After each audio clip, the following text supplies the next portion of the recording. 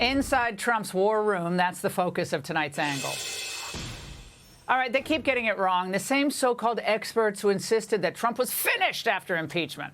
He was politically dead after January 6th. Indictments were going to doom him. Liberation Day tariffs would tank the economy. They are now wish-casting his failure in Iran. They're reeling. Nobody thinks this is a victory anywhere in the entire world. This is not a victory, and I don't think they can spin their way out of it. And I think now what most of the world wants is regime change here. I mean, they want Trump gone. They want Hegseth gone. And most Americans are moving toward wanting Trump gone, too. Iran has unbelievably gained leverage. They see the limits of our power. Wait, lunacy. Iran gained leverage, she said, by having done what exactly?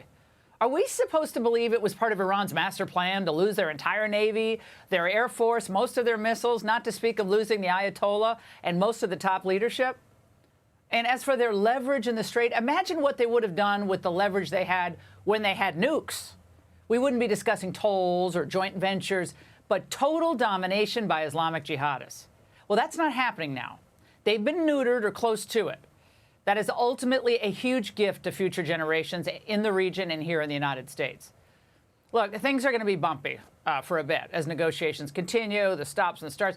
But in the end, America will have succeeded in achieving the most important thing here, which is a denuclearized Iran. It has to be policed, has to be double-checked, have to get the material out. But from my conversation with President Trump last night, and from what we heard today, it is clear that one way or another, Iran's hidden nuclear material will be extracted. Right now, it's buried, and we're watching it. We know exactly what they have, and they know that. They'll give it to us voluntarily. We'll get it. We'll take it. We'll take it out. Experts and several Democrats also were misrepresenting how Trump ultimately made the decision to launch Operation Epic Fury. First, we heard it was all Netanyahu. Then we heard it was done in typical Trump-style shoot from the hip. Trump is manic. Whatever pops into his head, he says immediately. He picks one plan one day, then he picks the total opposite the other. He doesn't think it through. But a new report in the New York Times tells a much more nuanced story about the decision-making process that involved a presentation from Netanyahu's team, followed by a serious review and consultation with the president's most trusted advisors. The intelligence officials had broken down Mr. Netanyahu's presentation into 4 parts. First was decapitation, killing the Ayatollah. Second was crippling Iran's capacity to project power and threaten its neighbors. Third was a popular uprising inside Iran. And fourth was a regime change with a secular leader installed to govern the country. Now, of these objectives, according to the Times, Trump appeared to remain very interested in accomplishing parts 1 and 2. Then, after the Israelis departed, some frank words about Netanyahu's grand ambitions. General Kane told Trump, "Sir, this, in my experience, is standard operating procedure for the Israelis. They oversell, and their plans are not always well developed. They know they need us, and that's why they're doing the hard selling." The CIA director, John Ratcliffe, for his part, was more blunt, calling Netanyahu's regime change scenarios, quote, farcical.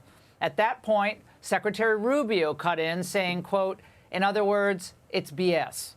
According to the account, Kane, Radcliffe, and Rubio, all their words resonated with the president. Now, Maggie Haberman's reporting here says that Trump quickly weighed the assessment, and then regime change, he said, would be their problem. It was unclear whether he was referring to the Israelis or to the Iranian people. Now, as for the vice president, he was very concerned from the outset, telling the president, you know, I think this is a bad idea, but if you want to do it, I'm going to support you. And how did the Secretary of War see the whole thing? He adopted a narrow position that they would have to take care of the Iranians eventually, so they might as well do it now. Now, this detailed reporting by the Times further put to bed any concern, including one expressed by this host, that Trump was somehow not adequately briefed of the risks. For example, General Kane discussed the danger of depleting our munitions in Iran. The president was also careful to consider the legality of the entire action, so his White House counsel, David Warrington, weighed in, saying it was legally permissible in terms of how the plan had been conceived by U.S. officials and then presented to the president. Finally, the president was briefed about the political fallout of the operation. His comms director, Stephen Chung, warned that Trump had run for office opposed to further wars. People had not voted for conflicts overseas. The plans ran contrary to everything the administration had said after the bombing campaign against Iran in June. How would they explain away 8 months of insisting that Iranian nuclear facilities had been totally obliterated? So that was brutal, right? But Trump wanted to hear all of it. So what we can gather from this report is that almost everything we heard from the other side about how this all went down was a lie.